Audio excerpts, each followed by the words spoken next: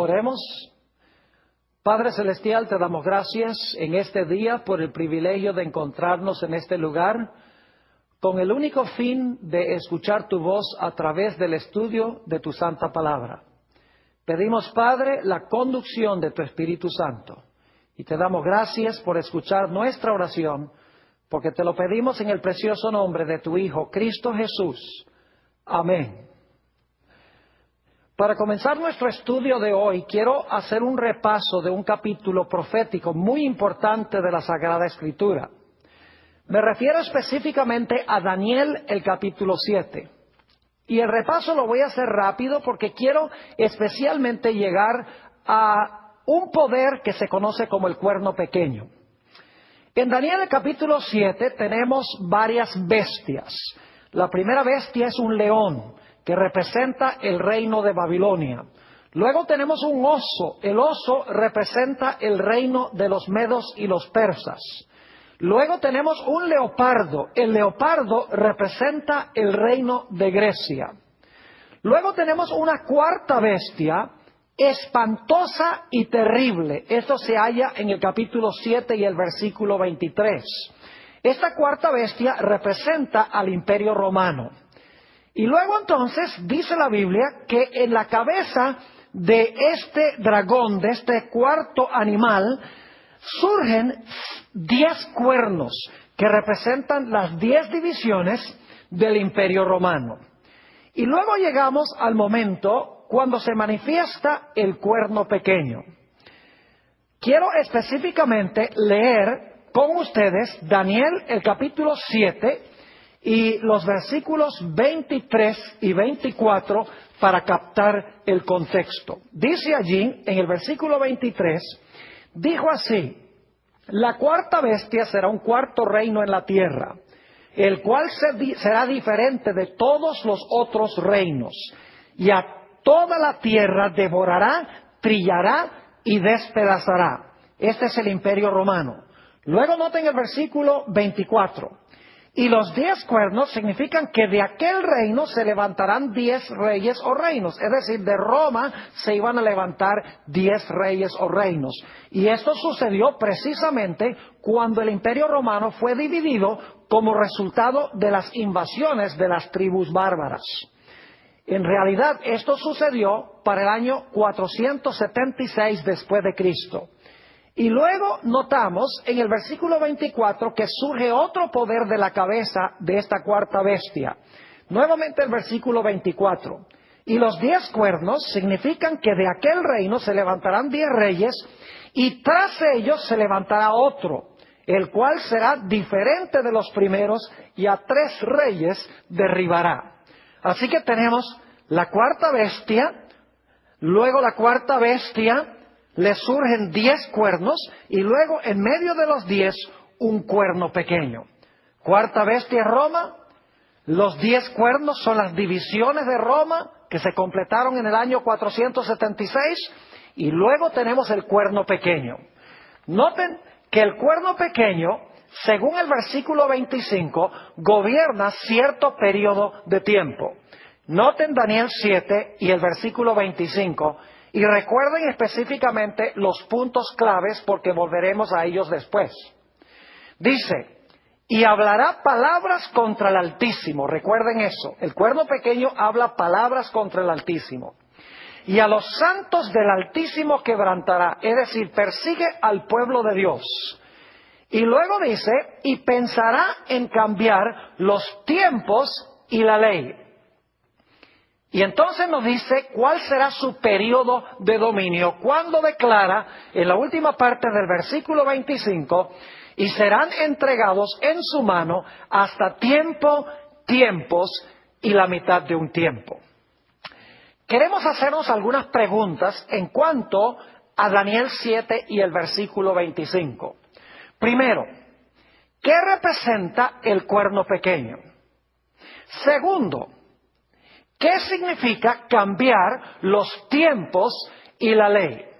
Ahora, debo decirles que en las profecías un día equivale a un año.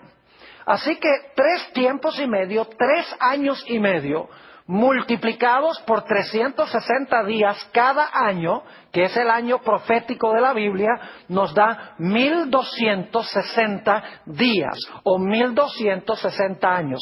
Es decir, el cuerno pequeño iba a gobernar 1260 años, iba a hablar palabras grandes contra el Altísimo, iba a perseguir los santos del Altísimo e iba a pensar o intentar cambiar los tiempos y la ley. Ahora, mirando la historia, no cabe duda alguna de que este cuerno pequeño representa otra Roma, porque sale de la cabeza de la cuarta bestia que representa Roma. Es decir, este cuerno pequeño que gobernó 1260 años representa a Roma papal o al papado. Ahora, queremos estudiar qué significa el cambio de los tiempos y la ley. Para hacerlo, quiero invitarles que regresen conmigo a Daniel el capítulo 2 y el versículo 21. Daniel 2 y el versículo 21.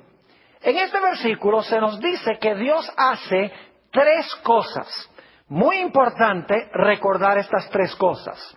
Dice allí en Daniel 2 y el versículo 21, hablando del Señor, Él muda, se podría decir cambia también, Él muda o cambia los tiempos y las edades. Segundo, quita reyes y pone reyes.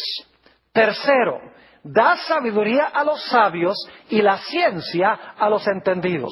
Dios hace tres cosas. Uno, muda o cambia los tiempos y las edades. Segundo, quita reyes y pone reyes. Y en tercer lugar, da la sabiduría a los sabios y la ciencia a los entendidos. Ahora, lo que quiero que notemos es que estas tres ideas que acabo de compartir, el hecho de que Dios muda los tiempos y las oportunidades, el hecho de que Dios quita y pone reyes, y el hecho de que Dios da sabiduría a los sabios, estas tres ideas se desarrollan luego en el capítulo 2 y el capítulo 3 en forma práctica.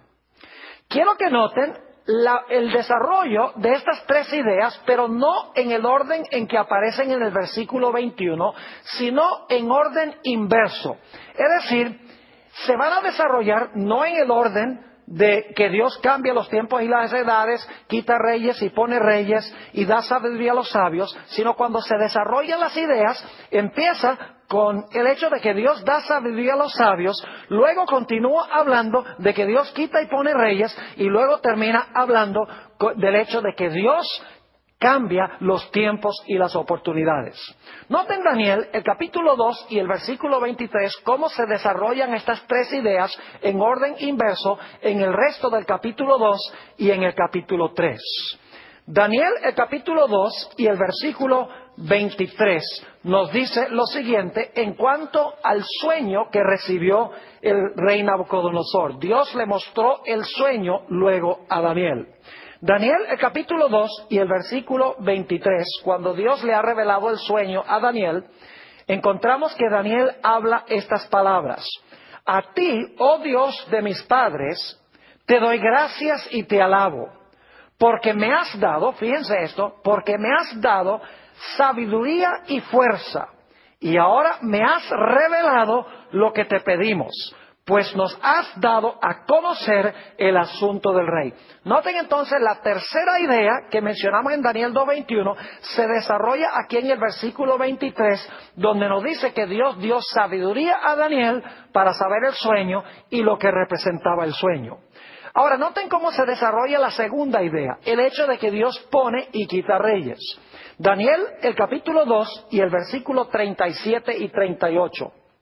Daniel le dice al rey, tú, oh rey, eres rey de reyes, porque el Dios del cielo te ha dado reino, poder, fuerza y majestad.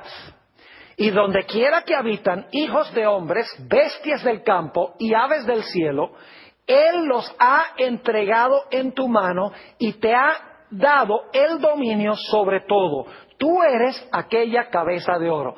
Noten que Dios dice a través de Daniel al rey que Dios fue el que lo colocó para gobernar sobre Babilonia. es un ejemplo de que Dios pone reyes y quita reyes. Ahora, ¿qué diríamos de la tercera idea? El hecho de que Dios cambia los tiempos y las oportunidades, o los tiempos y las edades, como dice aquí. Esta idea se halla desarrollada en Daniel, el capítulo 3. Allí encontramos en Daniel 3 que el rey Nabucodonosor levanta una gigantesca estatua que mide 60 codos de alto y 6 codos de ancho. Y es interesante notar de dónde el rey Nabucodonosor adquirió la idea para hacer esta estatua de oro. En realidad, en Daniel capítulo 2, Dios le había mostrado a Nabucodonosor cómo se iba a desarrollar la historia profética. Dios le había dicho a Nabucodonosor: la cabeza de oro eres tú, y luego después de ti se levantará otro reino de plata, que eran los medos y los persas. Luego se levantará un tercer reino de bronce, que eran los griegos, y luego se levantará un reino de hierro, que representa Roma, las piernas de la estatua. Y luego le dijo: entonces, después de eso, ese reino se va a dividir en 10 reinos de hierro mezclado con barro, que representa a Europa en su estado dividido. Y luego Dios dijo que en los días de estos reyes, Él iba a establecer un reino que nunca iba a ser corrompido. A Nabucodonosor no le gustó nada este panorama profético que Dios había presentado, porque Nabucodonosor pensaba que su reino iba a ser eterno. Y por lo tanto, para contradecir el panorama profético que Dios dio en el capítulo 2, Nabucodonosor mandó a hacer esta estatua completamente de oro. La cabeza de la estatua era de oro y representaba a Babilonia, pero Nabucodonosor dice: ¿qué es esto de que yo soy solo la cabeza de oro?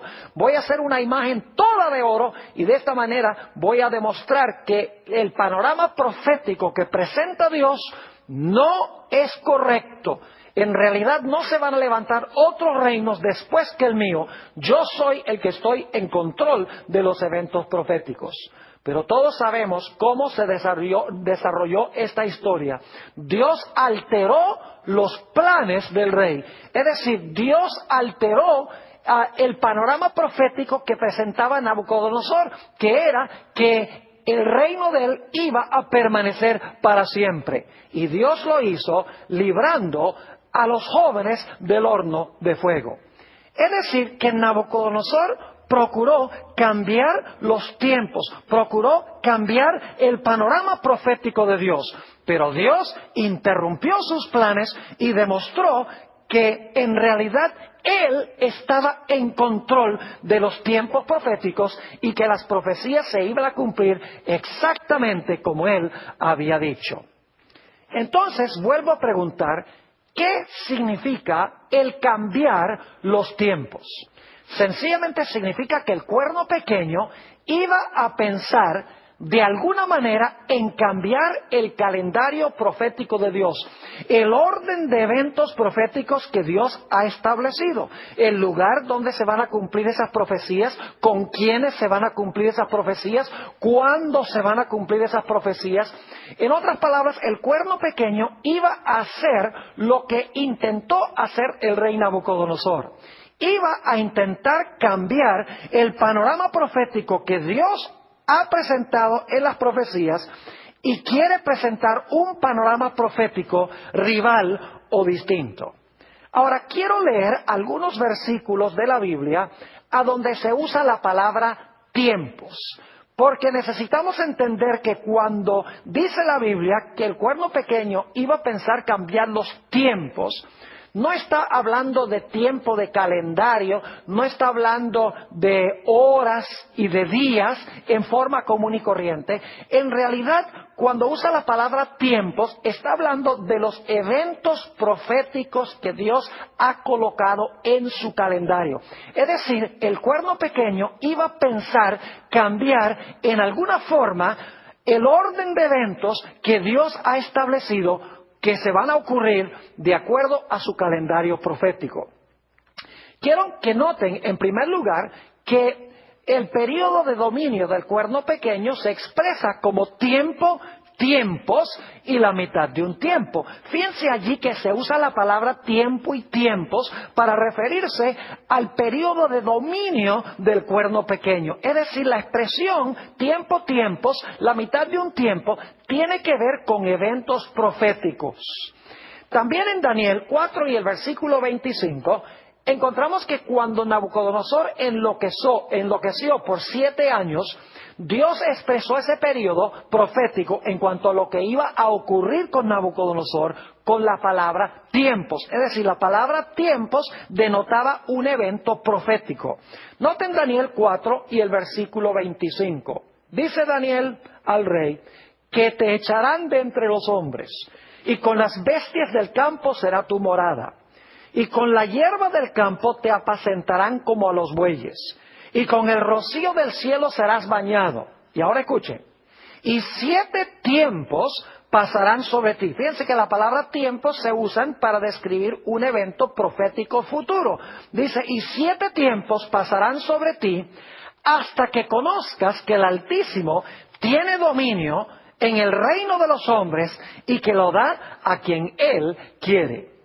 Vamos a notar algunos otros textos bíblicos que claramente usan la palabra tiempos y aún la palabra oportunidades para referirse a eventos en el calendario profético de Dios. Hechos 1 y el versículo 6 y 7. Jesús está en el Monte de los Olivos con sus discípulos. Y quiero que noten la pregunta que le hacen los discípulos a Jesús y la respuesta que les dio el Maestro. Dice en Hechos 1 y el versículo 6, entonces los que se habían reunido le preguntaron diciendo, Señor, ¿restaurarás el reino a Israel en este tiempo? Es decir, ha llegado el momento en el calendario profético de Dios para establecer el reino con Israel. Noten la respuesta de Jesús en el versículo 7. Y les dijo, no os toca a vosotros saber los tiempos o las sazones. Fíjense que es similar la expresión a la que encontramos en Daniel 2:21. Dice, no os toca a vosotros saber los tiempos o las sazones que el Padre puso en su sola potestad. Es decir, no es para ustedes saber si ha llegado el momento en el calendario profético de Dios para que Él restaure el reino a Israel. Lo que sí pueden saber, les dijo Jesús en el versículo 8, pero recibiréis poder cuando haya venido sobre vosotros el Espíritu Santo, y me seréis testigos en Jerusalén, en Judea, en Samaria y hasta lo último de la tierra. Nuevamente el Señor Jesucristo usó la expresión tiempos y sazones para referirse a un evento profético en el calendario de Dios. Noten también Primera de Tesalonicenses, el capítulo 5 y el versículo 1. Primera de Tesalonicenses, el capítulo 5 y el versículo 1. Aquí el apóstol Pablo está hablando del cierre de la puerta de la gracia y de la venida del Señor Jesús. Dice el apóstol Pablo, pero acerca de los tiempos, aquí está otra vez, acerca de los tiempos y las ocasiones, no tenéis necesidad, hermanos, de que yo os escriba. Y luego procede a hablar de la venida de Jesús para cerrar la puerta de la gracia como la venida del ladrón en la noche.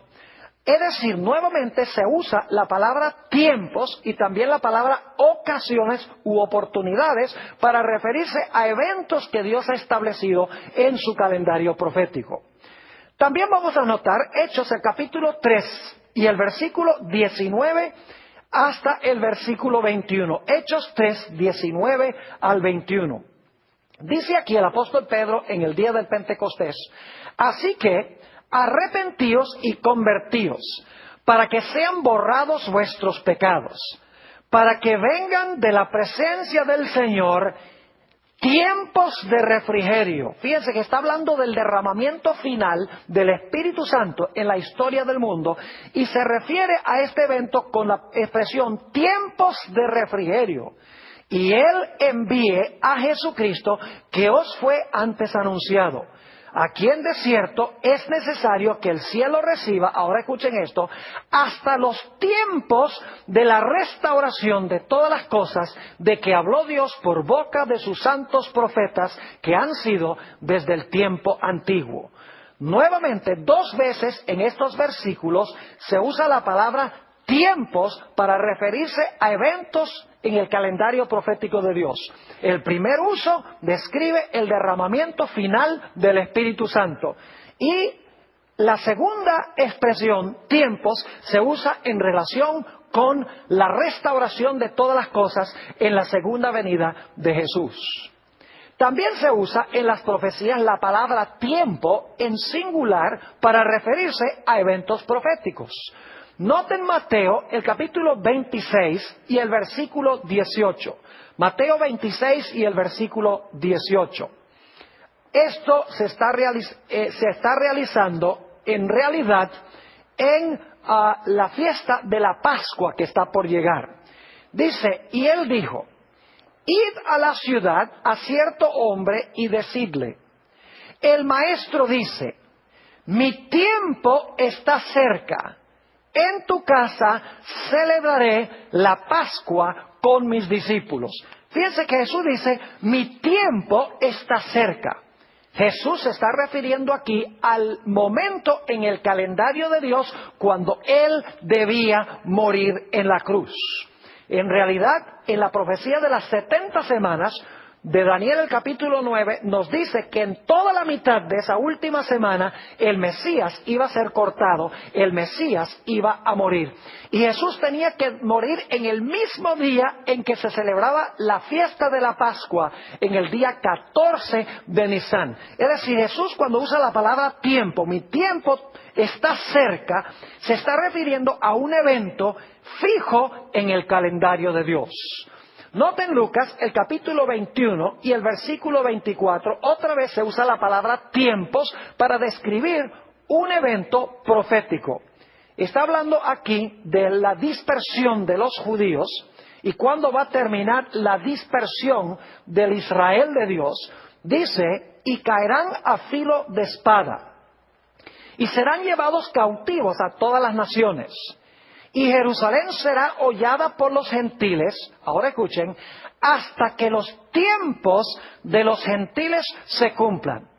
Fíjense que aquí se usa la expresión hasta que los tiempos de los gentiles se cumplan. Ahora surge la pregunta, ¿cuántos son los tiempos de los gentiles? ¿Será que Dios ha establecido un periodo de tiempo específico en su calendario que se describe como tiempos de los gentiles? Claro que sí.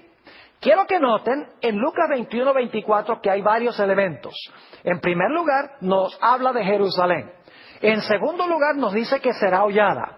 En tercer lugar, nos dice que será hollada por los gentiles. Y en cuarto lugar, será hasta que los tiempos de los gentiles se cumplan. Ahora fíjense Apocalipsis 11, 2 y 3, a donde aparecen las mismas 4 ideas, pero no usa la palabra tiempos en forma indefinida, sino que da un periodo de tiempo específico. Dice allí en Apocalipsis 11, 2 y 3, pero el patio que está fuera del templo, déjalo aparte y no lo midas, porque ha sido entregado a los gentiles. Fíjense el primer elemento, ha sido entregado a los gentiles. Y ellos hollarán, ahí está la segunda idea, pisotearán la ciudad santa, ahí está la tercera idea, la ciudad santa es Jerusalén, y luego dice 42 meses. Es decir, que la palabra tiempos en Lucas 21-24 se está refiriendo a los 42 meses de Apocalipsis 11 y el versículo 3. Es decir, la palabra tiempos en la expresión tiempos de los gentiles se refiere a un periodo profético exacto que Dios ha colocado en su calendario. Vamos a notar algunos otros textos más. Marcos el capítulo 1 y el versículo 15, Jesús se acaba de bautizar y está por comenzar su ministerio. Dicho sea de paso, la profecía de Daniel 9 de las 70 semanas también daba la fecha exacta en que el Mesías iba a ser ungido o bautizado para comenzar su ministerio. Dice en Marcos 1 y el versículo 15, después que Juan fue encarcelado, Jesús vino a Galilea predicando el evangelio del reino de Dios, diciendo, se acababa de bautizar, diciendo, el tiempo se ha cumplido y el reino de los cielos se ha acercado. Arrepentíos y creed en el evangelio. Fíjense que la profecía de las 70 semanas, por lo menos el inicio de la última semana, se había cumplido. Jesús había sido bautizado y aquí Jesús dice, el tiempo se ha cumplido. Otra vez la palabra tiempo se usa para describir un evento en el calendario profético de Dios. Notemos también Hechos, el capítulo 17 y el versículo 26. Hechos 17 y el versículo 26. Aquí nos dice que Dios tiene un calendario que ha prefijado desde antes que las cosas ocurran. Dice el apóstol Pablo, hablando a los filósofos en Grecia, y de una sangre ha hecho todo el linaje de los hombres para que habiten sobre toda la faz de la tierra, y les ha, noten esto, les ha prefijado el orden de los tiempos y los límites de su habitación. Noten también Gálatas, el capítulo 4 y el versículo 4. Vez tras vez, mis amigos, la palabra tiempos y el singular tiempo se refiere a eventos en el calendario profético de Dios. Dice en Gálatas 4 y el versículo 4, pero cuando vino el cumplimiento del tiempo, es decir, cuando vino el momento en el calendario de Dios preciso, Dios envió a su Hijo, nacido de mujer y nacido bajo la ley. Nuevamente nos habla del cumplimiento del tiempo, un evento específico en el calendario profético de Dios. Noten también Apocalipsis, el capítulo 12 y el versículo 14. Nuevamente la palabra tiempo, la palabra tiempos, medio tiempo, tiene que ver con eventos proféticos. Dice allí en Apocalipsis 12 y el versículo 14, hablando de la iglesia perseguida durante la Edad Media, y se le dieron a la mujer las dos alas de gran águila, para que volase de delante de la serpiente al desierto, a su lugar, donde es sustentada por un tiempo y tiempos y la mitad de un tiempo. Noten otra vez que las palabras tiempo, tiempos, medio tiempo, se refiere al poder, al tiempo del dominio del poder papal, del poder del cuerno pequeño, cuando la iglesia de Dios iba a huir al desierto, según dice aquí. Leamos, aunque sea, un texto más que usa la palabra tiempo para referirse a eventos proféticos de Dios.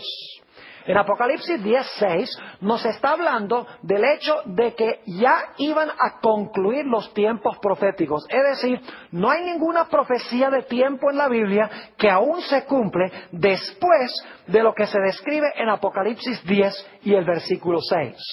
Dice allí, y el ángel que vi en pie sobre el mar y sobre la tierra, levantó su mano al cielo y juró por el que vive por los siglos de los siglos, que creó el cielo y las cosas que están en él, y la tierra y las cosas que están en ella, y el mar y las cosas que están en él, que el tiempo no será más.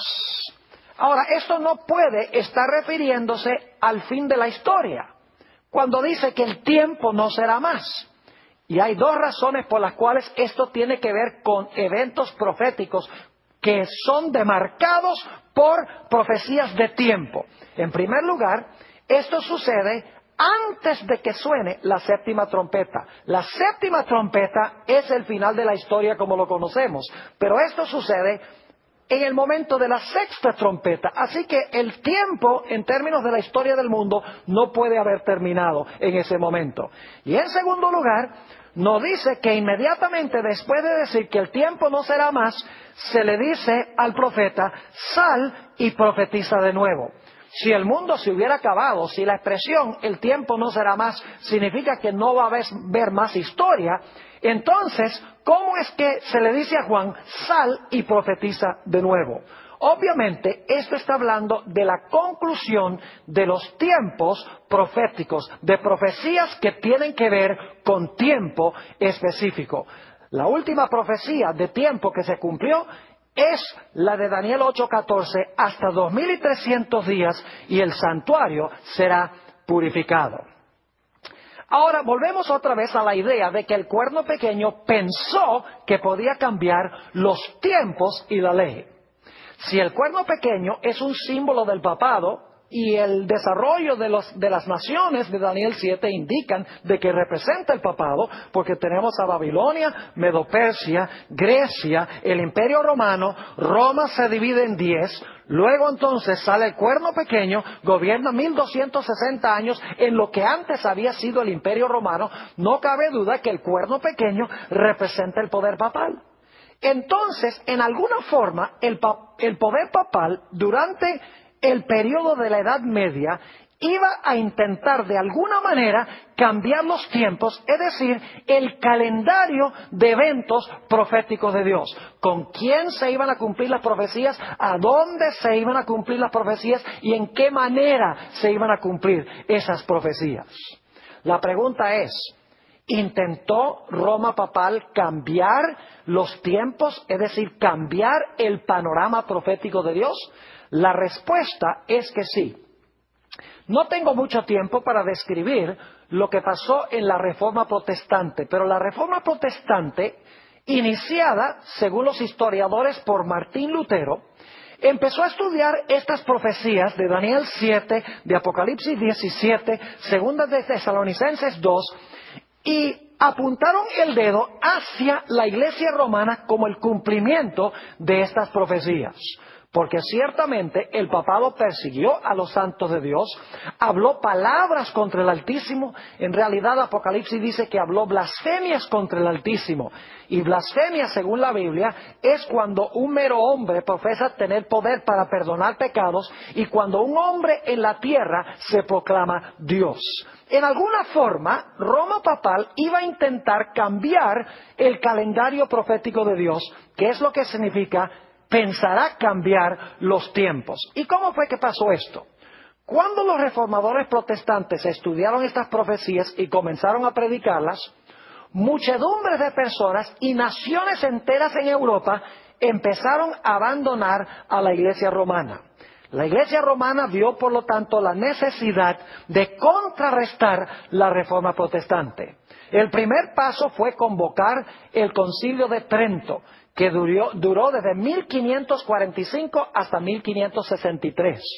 Pero de alguna forma había que revocar la forma en que los protestantes interpretaban las profecías, porque ellos seguían la secuencia: Babilonia, Medo-Persia, Grecia, el Imperio Romano dividido, luego entonces el cuerno pequeño que iba a gobernar más de 1000 años, y ellos estaban viviendo durante ese periodo. De alguna manera había que ofrecer una interpretación distinta que la interpretación que estaban dando los reformadores protestantes. Así fue que se levantó un individuo con el nombre de San Ignacio de Loyola y estableció lo que se conoce como los jesuitas o la Sociedad de Jesús. Eso fue en el año 1534. San Ignacio de Loyola expresó claramente que su intención era establecer esta sociedad para contrarrestar la Reforma protestante y para extirparla de la existencia. De los jesuitas salieron dos teólogos que dieron una interpretación diferente a las profecías que estaban dando los reformadores protestantes. El primero de estos se llamó Luis de Alcázar. Luis de Alcázar escribió un libro a donde decía: no, esta profecía del cuerno pequeño de Daniel el capítulo 7 y esta profecía de la bestia no tiene nada que ver con Roma papal. Él dijo, esta profecía del cuerno pequeño se cumplió en el Antiguo Testamento con un personaje que se llama Antíoco Epífanes. Desacró el templo judío, persiguió a los judíos, sacrificó un cerdo sobre el altar y gobernó más o menos 3 años, algo más de 3 años. Pero bueno, como son 3 años, 3 y medio, en realidad no interesa. Es suficientemente aproximado como para cumplirse la profecía del cuerno pequeño. Es decir, decía que el cuerno pequeño no era Roma papal, sino que era Antíoco Epífanes quien se levantó aún antes que Cristo naciera. Y luego dijo, la bestia de Apocalipsis, el capítulo 13, no representa el papado, sino que la bestia representa en realidad a los emperadores romanos y específicamente a Nerón.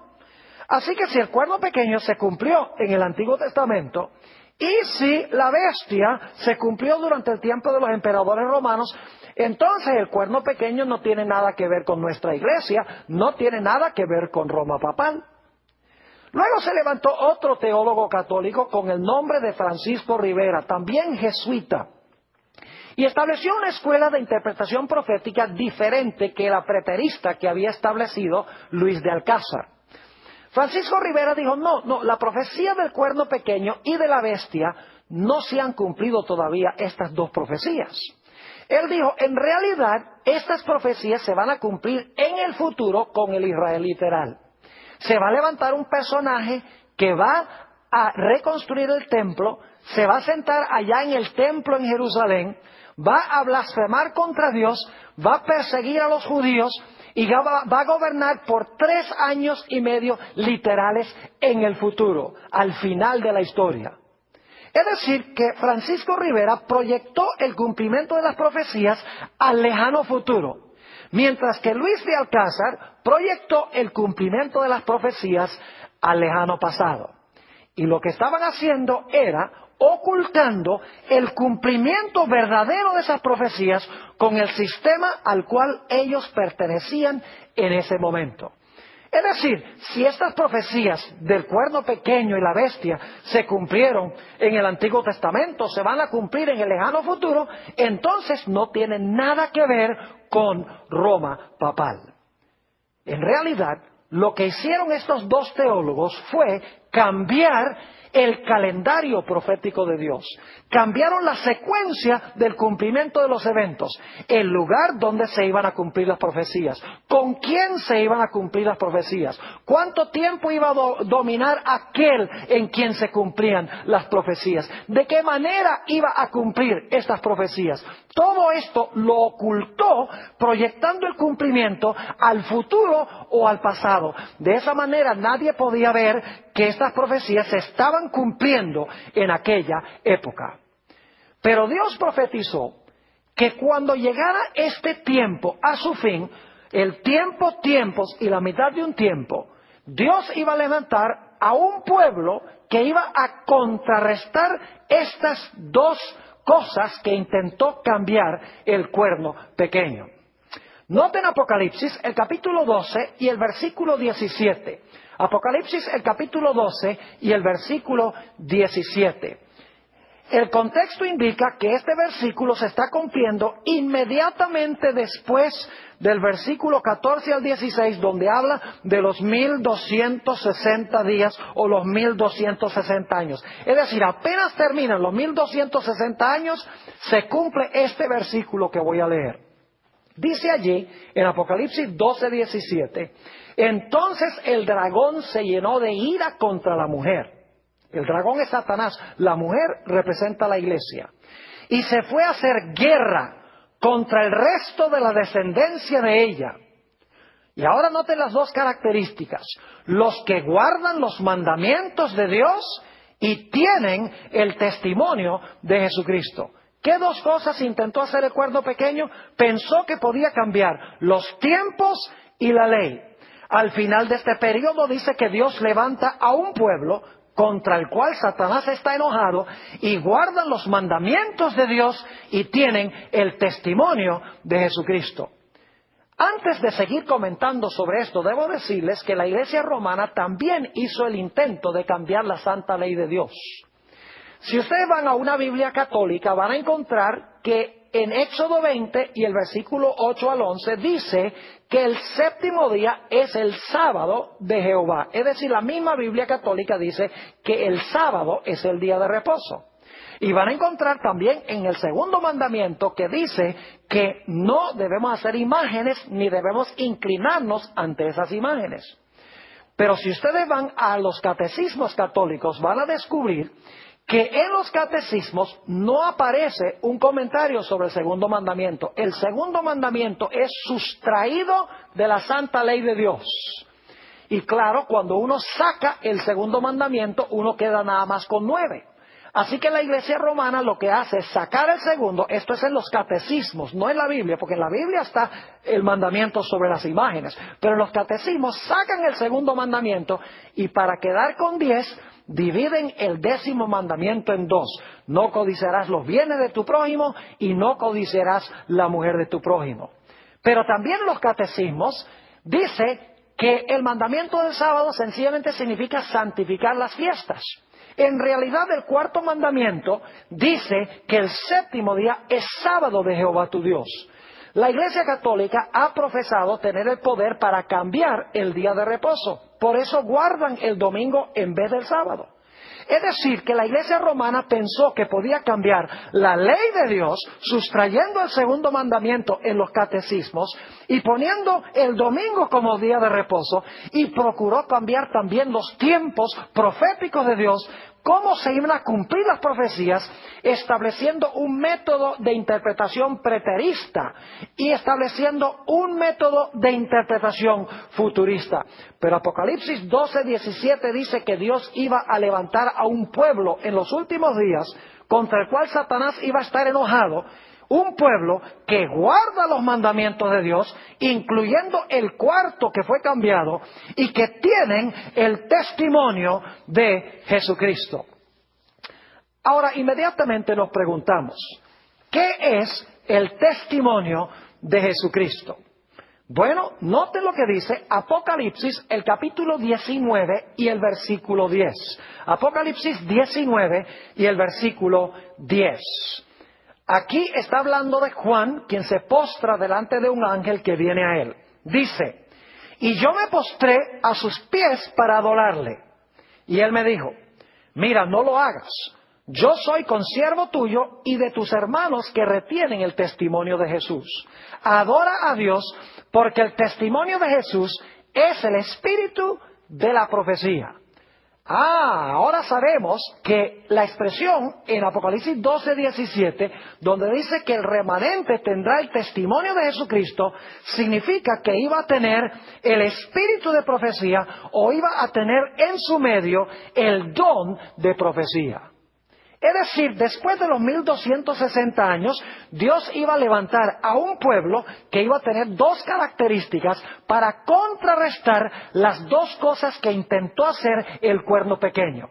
En primer lugar, iban a guardar los mandamientos de Dios, incluyendo el mandamiento que intentó cambiar el cuerno pequeño. Iban a tener también el espíritu de profecía para corregir, como veremos, el cambio que procuró hacer el cuerno pequeño en los tiempos proféticos de Dios.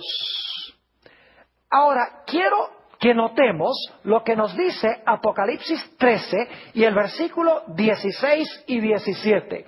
Apocalipsis 13, 16 y 17. Y debo decirles que en Apocalipsis 13 tenemos la misma secuencia que en Daniel 7. En Apocalipsis 13:2 dice que hay un león, hay un oso, hay un leopardo, hay un dragón que tiene 10 cuernos, y luego el dragón de 10 cuernos le da su autoridad a la bestia, así como de la cabeza del dragón salió un cuerno pequeño.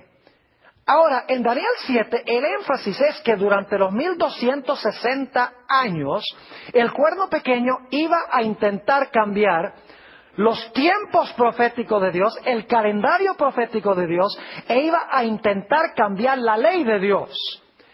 Pero en el libro de Apocalipsis, el énfasis recae en lo que va a suceder en el futuro.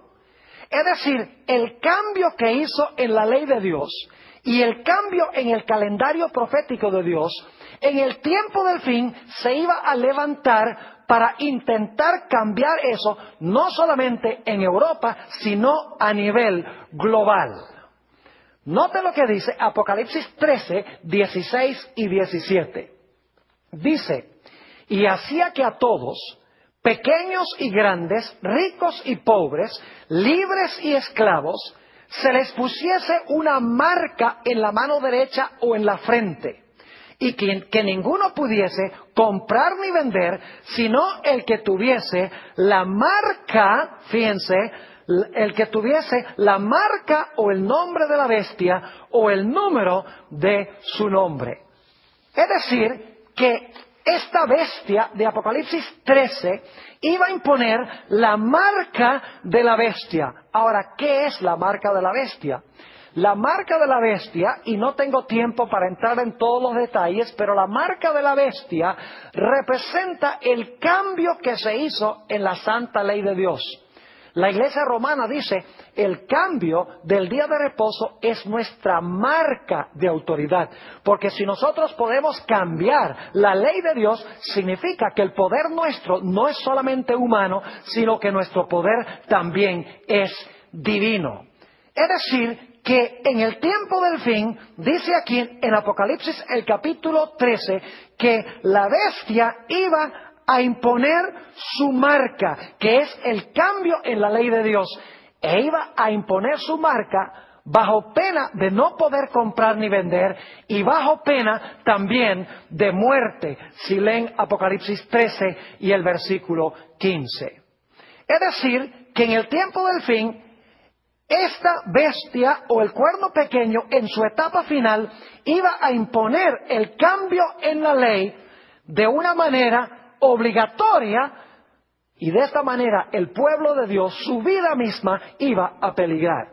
Pero ¿qué del cambio que procurará hacer en el tiempo del fin, en los tiempos? Noten Apocalipsis, el capítulo 16 y el versículo 13. Apocalipsis 16 y el versículo 13. Esto está hablando de otra bestia que se levantó de la tierra, se menciona en Apocalipsis 13, y esta bestia es la que impone la marca de la primera bestia. Ahora quiero que noten qué nombre se le da a esta bestia que se levanta de la tierra. Dice, y vi salir de la boca del dragón, y de la boca de la bestia, y de la boca del falso profeta, 3 espíritus inmundos a manera de ranas. ¿Cómo se le llama a esta bestia que se levanta de la tierra, que dicho sea de paso, impone la marca de la bestia, hace una imagen de esa bestia que gobernó 1260 años? Se le llama con el nombre de falso profeta. Tenemos, en otras palabras, en el tiempo del fin, las 2 características que menciona Daniel 7 en cuanto al cuerno pequeño y lo que hizo durante los 1260 años. En Daniel 7 y el versículo 25 dice que el cuerno pequeño, que es la iglesia romana, durante los 1260 años, iba a pensar cambiar los tiempos, es decir, el calendario profético de Dios y la ley, específicamente el 4º mandamiento. La Biblia nos dice en Apocalipsis 12:17 que Dios iba a levantar a un pueblo que guarda los mandamientos de Dios, es decir, va a corregir el cambio en la ley, y que tiene el testimonio de Jesucristo, que es el don de profecía, con el cual ellos van a poder explicar correctamente el calendario profético de Dios, correctamente las profecías de la Biblia. Pero estamos viendo en Apocalipsis 13 que los poderes opuestos al pueblo de Dios no se van a quedar con los brazos cruzados, porque la Biblia nos dice que esta bestia que se levanta de la tierra va a imponer la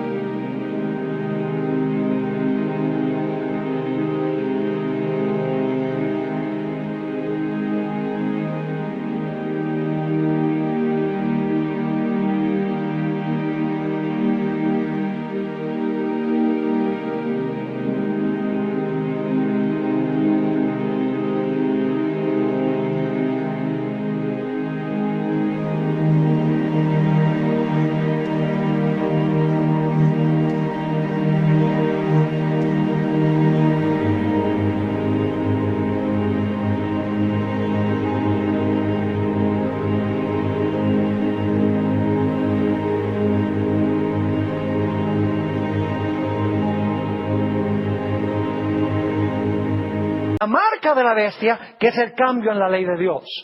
Y en segundo lugar dice que esta bestia que se levanta de la tierra resulta ser un falso profeta también de la bestia que procuró cambiar la ley de Dios. Es decir, para contrarrestar a los que se levantan para guardar los mandamientos de Dios, para corregir con el don de profecía el cambio en el calendario profético de Dios, el diablo va a levantar una segunda bestia, y esa segunda bestia va a imponer el cambio en la ley, que es la marca de la bestia, y va a imponer también un falso panorama profético, y por eso se le llama a esta bestia el falso profeta.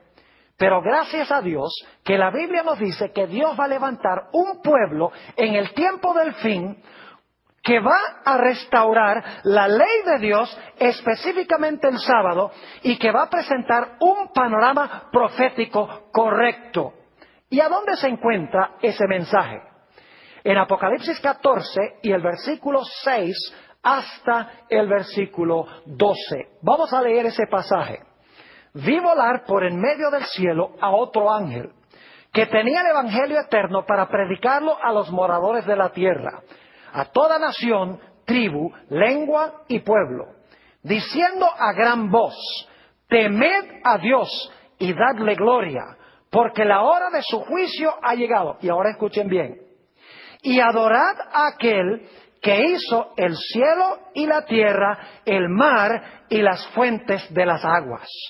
Fíjense que este mensaje que Dios ha encomendado a su pueblo en los últimos días, se le ha llamado a proclamar y adorar a aquel que hizo el cielo, la tierra, el mar y las fuentes de las aguas, es decir, al Dios creador. Y según la Biblia, la señal del Dios creador es el sábado. Es más, esta referencia, adorad a aquel que hizo el cielo, la tierra, el mar y las fuentes de las aguas, viene de Éxodo 20 y el versículo 11, el cuarto mandamiento de la santa ley de Dios.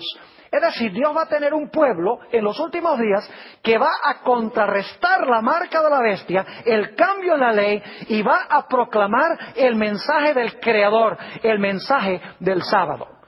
Pero ese pueblo también va a presentar un panorama correcto de las profecías. Note lo que sigue diciendo en Apocalipsis 14 y el versículo 8. Otro ángel le siguió diciendo: ha caído Babilonia, la gran ciudad, porque ha hecho beber a todas las naciones del vino del furor de su fornicación. Es decir, que el remanente de Dios va a denunciar a Babilonia, va a identificar a Babilonia. Y luego noten el mensaje del tercer ángel, versículo 9. Y el tercer ángel lo siguió diciendo a gran voz: si alguno adora a la bestia y a su imagen, y recibe la marca en su frente o en su mano, él también beberá del vino de la ira de Dios, que ha sido vaciado puro en el cáliz de su ira, y será atormentado con fuego y azufre delante de los santos ángeles y del Cordero. Y el humo de su tormento sube por los siglos de los siglos, y no tienen reposo de día ni de noche los que adoran a la bestia y a su imagen, ni nadie que reciba la marca de su nombre. Y luego en contraste dice: aquí está la paciencia de los santos, los que guardan los mandamientos de Dios y la fe de Jesús. Mis queridos amigos, el mensaje del tercer ángel nos dice que debemos predicar en contra de la bestia, debemos proclamar en contra de su imagen y debemos proclamar en contra de su marca. Pero para eso necesitamos saber quién es la bestia, qué es su imagen y qué es su marca. Es decir, necesitamos tener el panorama profético correcto para identificar a estos poderes en la historia. Es decir, Dios va a levantar a un pueblo que corrige el cambio que se hizo en la ley, un pueblo que va a tener el testimonio de Jesucristo, va a tener el don de profecía para corregir el cambio que hizo el papado en el calendario profético de Dios. Yo quiero decirles que solo hay un pueblo en el mundo que cuadra con estas dos características, y es la Iglesia Adventista del Séptimo Día. No significa que no hay hijos sinceros de Dios en todas las iglesias. Hay verdaderos hijos de Dios en todas las iglesias. Pero estamos hablando de un pueblo que Dios escogió para restablecer los mandamientos de Dios, incluyendo el cuarto, y para presentar un panorama profético correcto. Ahora, la Iglesia Adventista del Séptimo Día, que se levantó alrededor del mismo tiempo que cayó esa bestia que procuró cambiar los tiempos y la ley, enseña a la Iglesia Adventista que debemos guardar todos los mandamientos de Dios, incluyendo el mandamiento del sábado. La Iglesia Adventista no solamente ha restaurado los mandamientos de Dios, incluyendo el cuarto, sino que la Iglesia Adventista tiene en su medio el...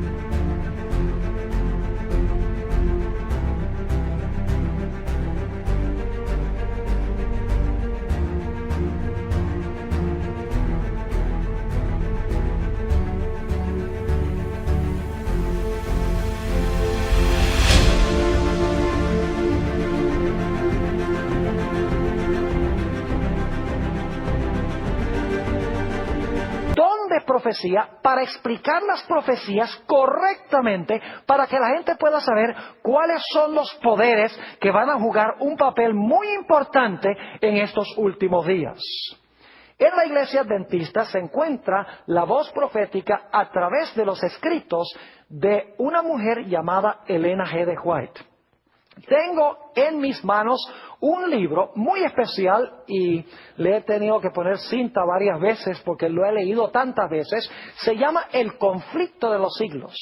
Si ustedes quieren saber cómo se van a cumplir las profecías de la bestia, de su imagen, de su marca, etcétera, este libro les da la explicación correcta de todas estas profecías.